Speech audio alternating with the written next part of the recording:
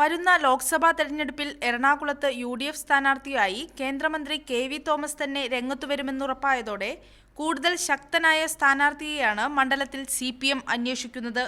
ലത്തീൻ സമുദായത്തിന് ഏറെ സ്വാധീനമുള്ള മണ്ഡലമാണ് എറണാകുളം. അതുകൊണ്ട് തന്നെ ലത്തീൻ സമുദായത്തിൽ നിന്നോ ക്രൈസ്തവ സമുദായത്തിൽ നിന്നോ ഉള്ളവർക്ക് മുൻഗണന കൊടുക്കുന്നുണ്ട്. സ്വതന്ത്രന്മാരും അല്ലാത്തവരും ഇപ്പോൾ പലതരത്തിലുള്ള സ്വതന്ത്രന്മാർ എറണാകുളത്ത് പരീക്ഷിച്ചിട്ടുണ്ട്.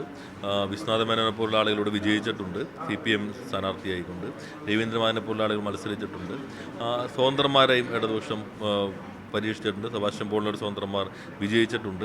അപ്പോൾ എല്ലാ ഘടകങ്ങളും കണക്കിലെടുത്തുകൊണ്ട് ജയിക്കാൻ കഴിയുന്ന ഒരു സ്ഥാനാർത്ഥിയെ ഓരോ മണ്ഡലത്തിലേക്കും കണ്ടെത്തുക എന്നുള്ളത് ഇടതുപക്ഷ ജനാധിപത്യ മുന്നണി കൂട്ടായി സംസ്ഥാന തലത്തിൽ നടത്തുന്ന ഒരു പ്രക്രിയയാണ്. ഇടതുമുന്നണിയുടെ സ്ഥിരം സ്വതന്ത്രനായ സെബാസ്റ്റ്യൻ പോളിന്റെ പേരാണ് സ്ഥാനാർത്ഥി നിർണയ ചർച്ചകളിലെല്ലാം സജീവമായി ഉയരുന്നത്.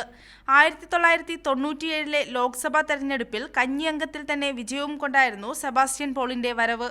പിറ്റേ വർഷം ലോക്സഭാ തെരഞ്ഞെടുപ്പിൽ പരാജയപ്പെട്ടു. അതേ വർഷത്തെ നിയമസഭാ ഉപതെരഞ്ഞെടുപ്പിൽ വിജയിച്ചെങ്കിലും 2001 നിയമസഭാ തെരഞ്ഞെടുപ്പിൽ പരാജയപ്പെട്ടു. 2003 ലോക്സഭാ ഉപതെരഞ്ഞെടുപ്പിലും 2004 ലോക്സഭാ തെരഞ്ഞെടുപ്പിലും തുടർച്ചയായി വിജയിച്ച് ജനസമിതി തെളിയിച്ചു. അതുകൊണ്ട് തന്നെ CPMന് കിട്ടാവുന്ന പൊതുസമ്മതനായ മികച്ച സ്ഥാനാർത്ഥിയാണ് സെബാസ്റ്റ്യൻ പോൾ എന്ന കാര്യത്തിൽ നേതൃത്വത്തിന് തർക്കമില്ല.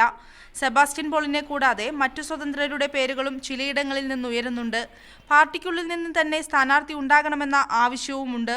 P. രാജീവ് MP പേര് ചർച്ചകളിൽ ഉയരുന്നുണ്ടെങ്കിലും രാജ്യസഭയിൽ ഇനിയും അദ്ദേഹത്തിന് 2 വർഷം കൂടി കാലാവധി ഉള്ളതിനാൽ മത്സരിക്കാനിടയില്ല. വല്ലാർപാടം, ഫാക്ട്, LNG തുടങ്ങി വൻകിട പദ്ധതികളിൽ രൂക്ഷമായിരിക്കുന്ന പ്രതിസന്ധിയും മറ്റും ഉയർത്തിപ്പിടിച്ച് തെരഞ്ഞെടുപ്പിനെ നേരിടാനാണ് CPM തയ്യാറെടുക്കുന്നത്.